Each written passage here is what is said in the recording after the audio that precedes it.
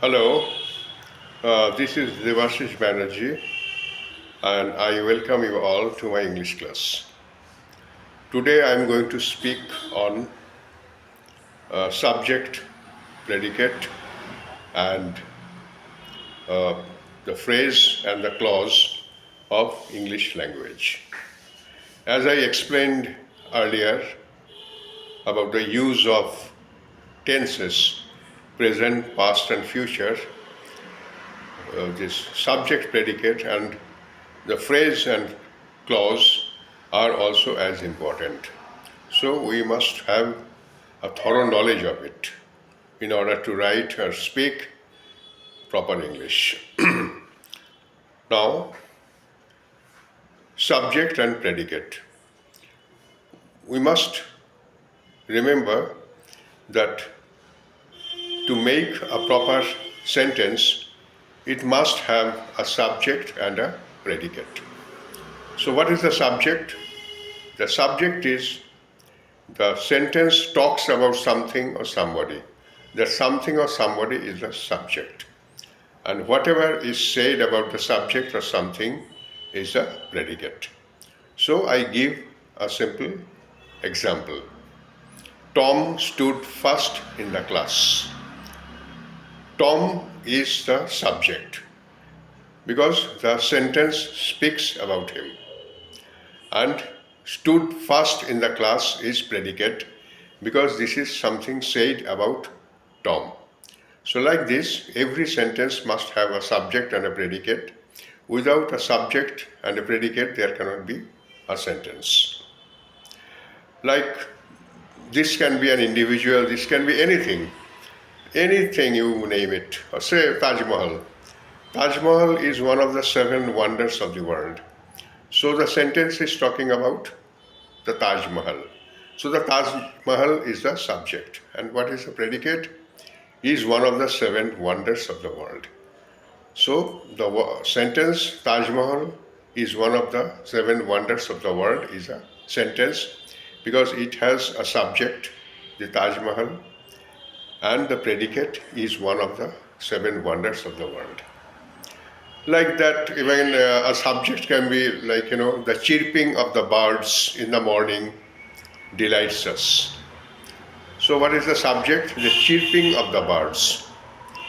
Or let me say the sentence like this. The chirping of the birds delights us in the morning. So what the sentence is talking about? The sentence is talking about the chirping of the birds. And that is the subject. And predicate delights us in the morning. So the chirping of the bird delights us in the morning is a proper sentence because it has a subject, the chirping of the birds, and delights us in the morning is a predicate. So this is what subject and predicate, and one must ensure that there is a subject and a predicate in a sentence, otherwise there cannot be a sentence. Now I am coming to the phrase and the clause. What is a phrase? The phrase does not have a subject or a predicate, but a clause has. How? I give an example. I wake up early in the morning. So I wake up is a clause. Early in the morning is a phrase. Why I wake up is a clause? Because it has a subject, I, and wake up is a predicate. And in the morning has a sense, but it doesn't have a complete sense, nor has it a subject or a predicate, so it's a phrase. So I wake up early in the morning is early in the morning is a predicate. But if I want to make early in the morning, then how can I make it a clause? Then I can say, I wake up before the sun rises in the morning. So I wake up is a clause, and before the sun rises in the morning is also a clause because it has a subject and a predicate. The sun is the subject and the rest of it is a predicate. So like that, every sentence must have a subject and a predicate and the clause. The clause is also unlike a phrase. The phrase has a little meaning. Doesn't have a complete meaning in the morning, at night, or whatever. But the clause has a subject and a predicate and it has a meaning.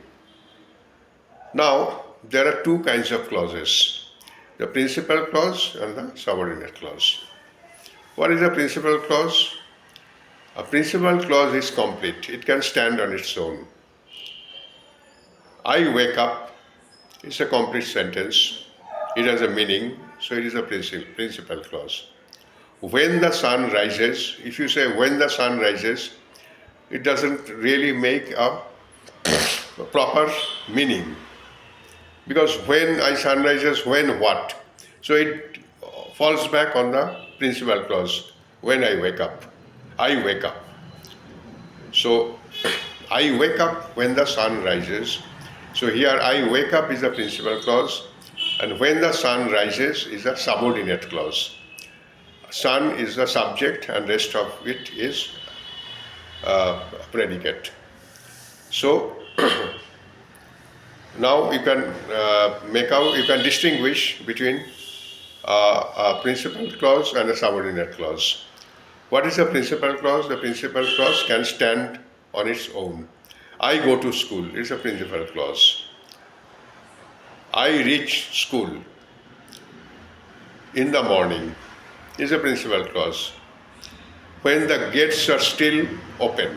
So when the gates are still open is a subordinate clause because it depends upon the principal clause. I reach school in the morning, it's a complete clause, it's a complete meaning. When the gates of the school are still open, it is a subordinate clause because it depends on the principal clause. So this is what is subject and predicate and what is principal clause and subordinate clause. Thank you.